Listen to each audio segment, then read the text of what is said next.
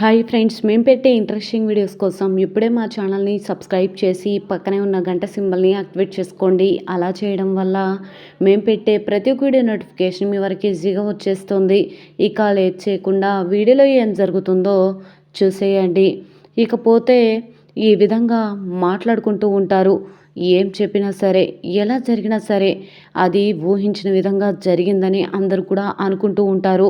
కాకపోతే రూప గర్భవతిని అందరినీ నమ్మించారు. ఎందుకు అంటే రాజు, రూప ఇద్దరు కూడా కలిసి ఉండడానికి ప్లాన్ చేశారు.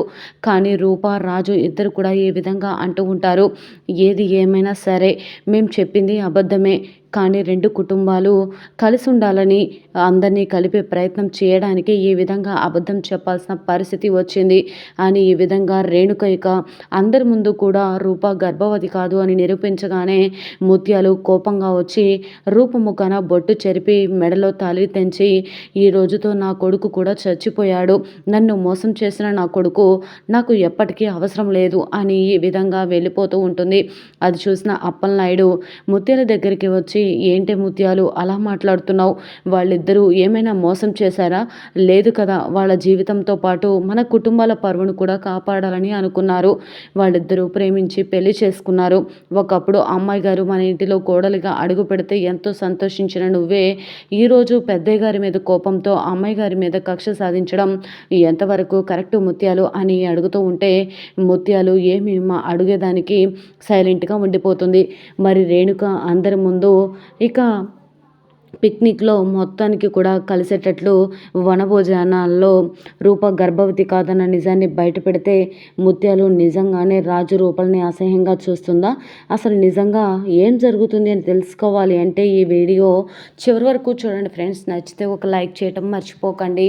ఇక లేట్ చేయకుండా వీడియోలో ఏం జరుగుతుందో చూసేయండి.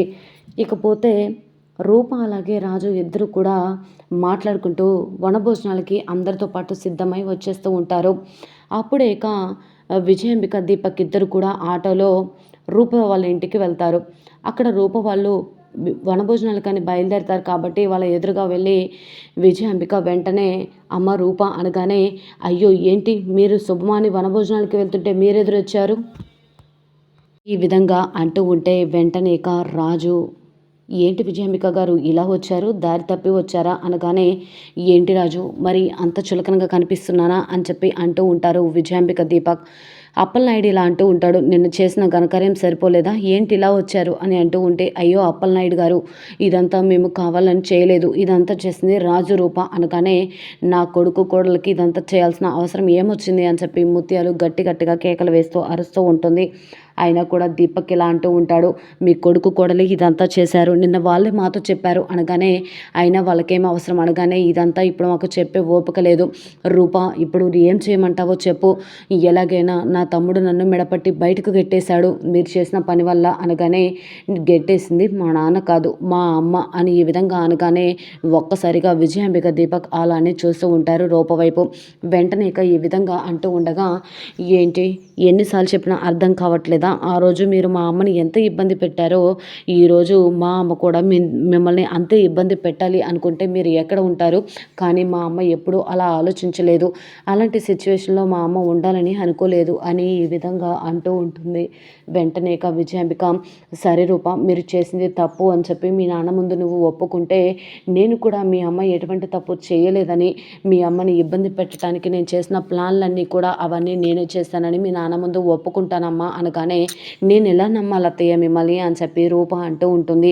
మరి ఎలా రూప అనగానే, సరే నమ్ముతాను, మీరు చెప్పినట్లే నాన్న ముందు నిజం చెప్తాను, కానీ అది ఎప్పుడు మీరు అమ్మ మీద వేసిన నిందలన్నీ ఒప్పుకున్నప్పుడు, నాన్న మిమ్మల్ని చీకొట్టిన తర్వాత మాత్రమే నేను నిజాన్ని ఒప్పుకుంటాను అనగానే, అదేంటి రూప అనగానే, అవును అయితే నేను అక్కడ వనభోజనాలకి వెళ్తున్నాం, మీరు కూడా అక్కడికి రండి, అక్కడికి వెళ్ళిన తర్వాత మాట్లాడుకుందాం అనగానే విజయాంబిక, దీపక్ ఇద్దరు కూడా హోటల్లో జరిగినదంతా కూడా సీసీటీవీ ఫుటేజ్ అంతా రికార్డ్ చేసుకొని ఫోన్లో వనభోజనాలకి బయలుదేరతారు.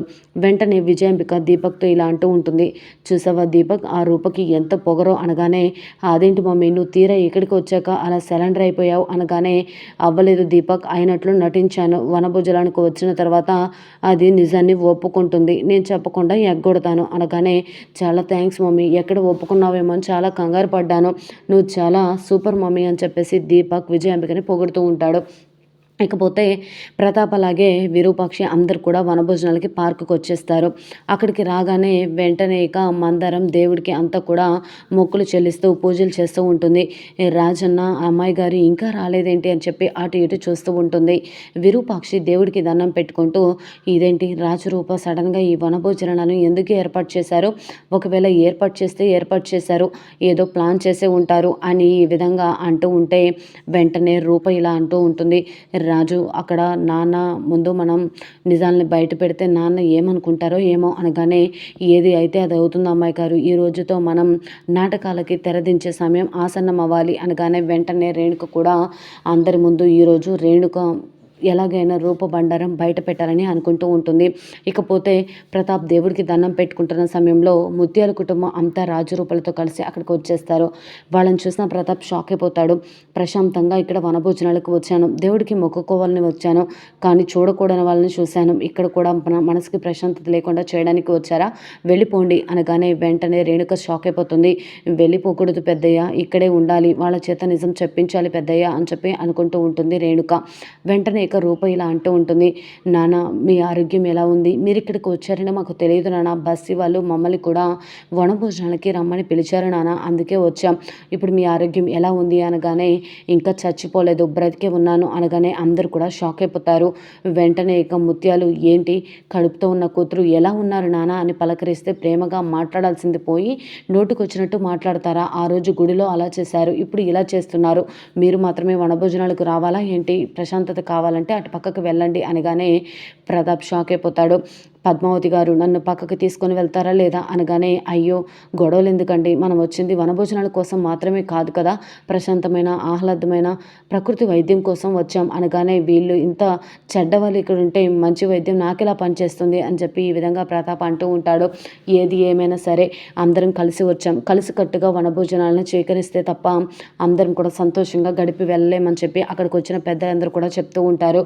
మందారం కూడా, అవును పెద్దయ్య, బస్సీ వాళ్ళ కోసం మనం ఇక్కడికి వచ్చాం కదా, బస్తీ వాళ్ళ కోసమైనా మనం ఇదంతా చేయక తప్పదు, మధ్యలో వెళ్ళిపోతే వాళ్ళు కూడా బాధపడతారు అని ఈ విధంగా అంటూ ఉండగా విజయాంబిక దీపక్ ఇద్దరు కూడా వస్తూ ఉంటే, డబ్బులు ఇచ్చేసి రా ఆటోకి అని చెప్పి అనగానే జేబులో డబ్బులు తీస్తూ ఉండగా, ఆటోకి డబ్బులు ఇస్తానని డబ్బులు తీస్తూ ఉండగా ఫోను జేబులో నుంచి కింద పడిపోయి పగిలిపోతుంది. ఇదేంటి దీపక్ ఇలా జరిగింది, శుభమాని మనం వనభోజనాలకు వచ్చి నిజాన్ని నిరూపించాలి అనుకుంటే ఫోన్ ఇలా పగిలిపోయింది, ఈ ఆధారం ఉందని ధైర్యంగా ఇక్కడికి వచ్చాను, ఇప్పుడు ఆధారం లేదు ఎలా అని చెప్పి అంటూ ఉంటే, నువ్వేమీ కంగారు పడకు మమ్మీ అని చెప్పేసి ఏ విధంగా అంటూ ఉంటాడు దీపక్. సరే అని చెప్పేసి సెల్ రిపేర్ సెంటర్కి వెళ్ళి బాగు చేయించుకొని వద్దామని వెళ్తారు. విజయాంబిక దీపక్ వచ్చి నిజాన్ని బయటపడతారా లేదా అని పక్కన పెడితే, రేణుక మాత్రం రూప అలాగే రాజు అందరూ కూడా కబడ్డీ ఆడుతూ ఉంటే రూప గర్భవతి కాదన్న నిజాన్ని బయటపెట్టడంతో రాజు రూప కూడా రేణుక చెప్పింది నిజమని ఒప్పుకోగానే ముత్యాలు వచ్చి రూప గొంతు పట్టుకొని బొట్టు చెరిపి మెళ్ళలో తాళి తెంచేస్తానని పట్టుకోగానే రాజు షాక్ అయిపోతాడు. నా కొడుకు నన్ను మోసం చేశాడు అంటే నా దృష్టిలో చచ్చిపోయాడు అని అంటూ ఉంటుంది. మరి రాజరూప చేసిన పనికి ముత్యాలు అలా రియాక్ట్ అయిందా, ఏం జరిగింది?